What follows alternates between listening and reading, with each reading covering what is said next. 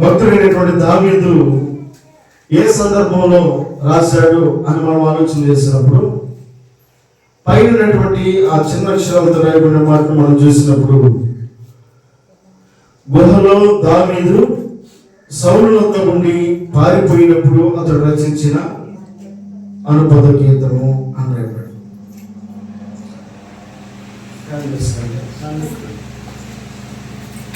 దేవుని వాక్యం సెలవిస్తూ ఉంది, ప్రతి మనిషి జీవితంలో సమస్యలు ఎదురవుతాయి, ఇబ్బందులు ఎదురవుతాయి, పరిస్థితుల్లో కొన్ని ప్రతికూలతలు ఎదురవుతూ ఉంటాయి.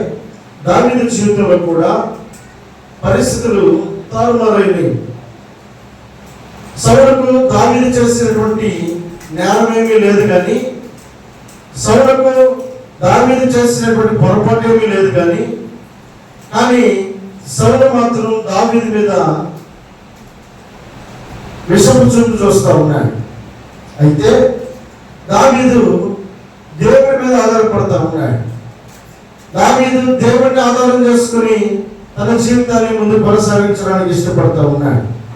సౌలుతో అతడు మాట్లాడినటువంటి మాటలు ఎక్కడ కూడా తిరిగి మాట్లాడినటువంటి మాటలు ఎక్కడ కూడా కనబడవు. సౌలేమో దావీదు మీదకి వస్తున్నాడు, దావీదేమో దేవుని దగ్గరికి వెళ్తా ఉన్నాడు. తిరిగి దావీదు సౌలు మాట్లాడిన మాటలు కనబడడం లేదు, కానీ సౌలు మాట్లాడినటువంటి మాటలు దావీదు పట్ల కనబడతా ఉన్నాయి. దావీదేమో దేవునితో మాట్లాడిన అనుభవాలు ఎక్కువ ఉన్నాయి, సౌలేమో దావీదుతో మాట్లాడినటువంటి అనుభవాలు ఎక్కువ ఉన్నాయి. సౌలేమో మనిషితో మాట్లాడుతున్నాడు, దావీదేమో దేవునితో మాట్లాడుతున్నాడు. పరిస్థితుల ప్రతికూలతలో దావీదు యొక్క ఆలోచన, దావీదు యొక్క గురి, దావీదు యొక్క గమ్యము, దావీదు యొక్క ఆలోచన ఏమిటంటే పరిస్థితులు మార్చగలిగిన వాడు దేవుడు. కాబట్టి దావీదు దేవుడితో ఎక్కువ మాట్లాడడానికి ఇష్టపడుతున్నట్లుగా ఈ కీర్తనలో కనబడతా ఉంది. దావీదు ఎలాంటి పరిస్థితుల్లో ఉన్నాడు అనంటే వాక్యం సెలవిస్తూ ఉన్నాడు, కరుణింపుము దేవా నన్ను కరుణింపుము, నేను నీ శరణు వచ్చి ఉన్నాను, ఈ ఆపదలు తొలగిపోయే వరకు నీ రెక్కల నీడను నేను శరణొచ్చి ఉన్నాను. ఆపదలు దావీదు జీవితంలో ఉన్నాయి. దావీదు ఎక్కడ ఉన్నాడు? ఇప్పుడు దేవుని శరణొచ్చి ఉన్నాడు, అంటే దేవుని దగ్గరకు వచ్చి ఉన్నాడు, దేవునితో మాట్లాడుతూ ఉన్నాడు, దేవునితో సంబంధం కలిగి ఉన్నాడు, దేవునితో సమాసం కలిగినటువంటి దావీదును మనం ఇక్కడ చూస్తూ ఉన్నాం. ఎలాంటి పరిస్థితులు ప్రతికూలంగా ఉన్నప్పుడు దావీదు దేవుణ్ణి ఆశ్రయిస్తూ ఉన్నాడు, దేవుని రెక్కల నీడన అతడు ఉన్నాడు. ఆపదలు ఉన్నాయి, ఇబ్బందులు ఉన్నాయి, కష్టాలు ఉన్నాయి, సమస్యలు ఉన్నాయి, కానీ దావీదు మాత్రం దేవుని రెక్కల నీడను అతను శరణొచ్చి ఉన్నాడు. అదే మనకు ఆపదలు వచ్చిననుకో, మనం ఎవరికి శరణొచ్చుతాం? పక్కింటోని, మన స్నేహితుల్ని, నాడుకున్న వారిని. మనం మనకున్నటువంటి పరిస్థితులన్నీ కూడా వారికి చెప్పుకుంటూ ఉంటాం. వారు ఏం చేస్తారు? ఆ మాటలన్నీ కూడా ఇంకొంచెం దానికి అగ్ని కాల్చి పోసినట్లుగా మన మీద కొంత నెమ్మది పొందుదామని పక్క వారికి చెబితే ఆ పక్క వారి ద్వారా ఇంకాస్త అగ్ని ఎక్కువ అవుతుంది తప్పితే దానివల్ల మనం పొందుకునేటువంటి ఓదార్పు కూడా ఉండదు. దావీదుకి సౌలు శత్రువుగా ఉన్నాడు, కానీ దావీదు మాత్రం దేవునికి అనుకూలంగా ఉన్నాడు, దేవుని వెంబడించిన వాడుగా ఉన్నాడు, దేవుని ఆశ్రయించిన వాడుగా ఉన్నాడు. ఈ ఆపద తొలగిపో వరకు నీ రెక్కల నీడను నేను శరణొచ్చి ఉన్నాను అని అంటూ ఉన్నాడు. అయితే దావీదుకు దేవుని పట్ల ఉన్నటువంటి గొప్ప ఆశ ఏమిటంటే, దేవుడు దావీదు హృదయంలో ఎలా కనబడతా ఉన్నాడు అంటే 2వ వచనం అంటాడు, మహోన్నతుడైనటువంటి దేవునికి నా కార్యము సఫలము చేయి దేవునికి నేను మొరపెట్టుచున్నాను. దేవుడు ఎలాంటి వాడో గుర్తెరిగితే దేవుడిని ఆశ్రయించగలుగుతాను. దేవుడు ఎలాంటి వాడో మనకు గుర్తెరిగితే దేవుడితో మనం చేసుకుంటాం. దేవుడు ఎలాంటి వాడో మనకు గుర్తెరిగితే దేవుడి యొక్క రెక్కల నీడకు మనము దగ్గర అవ్వగలుగుతాం. దావీదుకు తెలుసు దేవుడు ఎలాంటి వాడు కలిగి ఉన్నాడు కనుక దావీదు అంటాడు, అయ్యా మహోన్నతుడైనటువంటి దేవునికి నా కార్యము సఫలము చేయు దేవునికి నేను మొరపెడుతున్నాను. నా కార్యాలు సఫలపరిచేవాడు ఆయన, నా పరిస్థితులు మార్చగలిగిన వాడు ఆయన, నా కృంగు మాటను సంతోషంగా మార్చగలిగిన దేవుడు ఆయన, పరిస్థితుల ప్రతికూలతలు నాకు అండగా నిలబడగలిగిన వాడు దేవుడే అనేటువంటి విషయాన్ని ఎవరైతే గుర్తిరగలుగుతారో దావీదు వలె దేవుని ఆశ్రయించగలుగుతారు. దావీదు అంటాడు, నా కార్యము సఫలము చేయి దేవుడికి నేను మొరపెడుతున్నాను. అంటే దేవుడు జవాబునిచ్చేవాడని దావీదుకి తెలుసు. నాకు మొరపెట్టమని నీకు ఉత్తరం ఇస్తానని సెలవిచ్చినటువంటి దేవుడి యొక్క వాక్కును దావీదు బాగుగా ఎరిగినటువంటి వాడై దేవుడిని ఆశ్రయిస్తా ఉన్నాడు. అయితే ఎలాంటి పరిస్థితులు దావీదు జీవితంలో ఎదురైనవి అని దావీదు ఒకసారి జ్ఞాపకం చేసుకుంటే ఎలా ఉన్నారు? నన్ను మృంగగోరు వారు దోషంలో పలుకుతూ ఉన్నారు, నా ప్రాణము సింహముల మధ్య ఉన్నది, కోపోద్రేకుల మధ్య నేను పండుకొనిచున్నాను, వారి దంతములు శూలములు, అవి అమ్ములు, వారి నాలుక వాడి గల కత్తి. ఇలాంటి క్రియలు కలిగినటువంటి మనుషుల యొక్క వ్యతిరేకతలో దావీదు యొక్క జీవితం కొనసాగుతూ ఉండగా దావీదు అంటాడు, యెహోవా నేను నీ శరణ చొచ్చి ఉన్నాను. ఎలా గుర్తించుకోగలుగుతాం? అదే మనకు 1 అంటే 2 అంటాం, 2 అంటే 4 అంటాం. కానీ దావీదు యొక్క ఆలోచన ఎలాగుంది?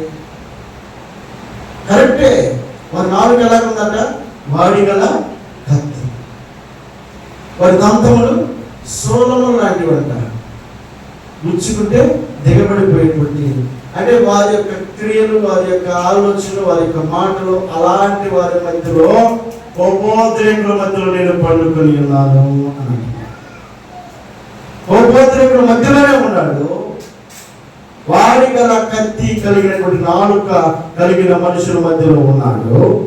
ఈ ఉన్నటువంటి ఈ వ్యక్తి, యెహోవా నేను నీ శరణ చొచ్చి, ఇది దావీదు దేవుని యొక్క మెప్పును పొందుకోవడానికి, దావీదు దేవుని యొక్క గొప్ప కార్యములను చూడడానికి, దావీదు జీవితంలో ప్రతికూలతలు అనుకూలంగా మార్చబడడానికి దావీదు దేవుని ఆశ్రయిస్తా ఉన్నాడు. దేవుని ఆధారం చేసుకుని తన జీవితాన్ని కొనసాగిస్తా ఉన్నాడు.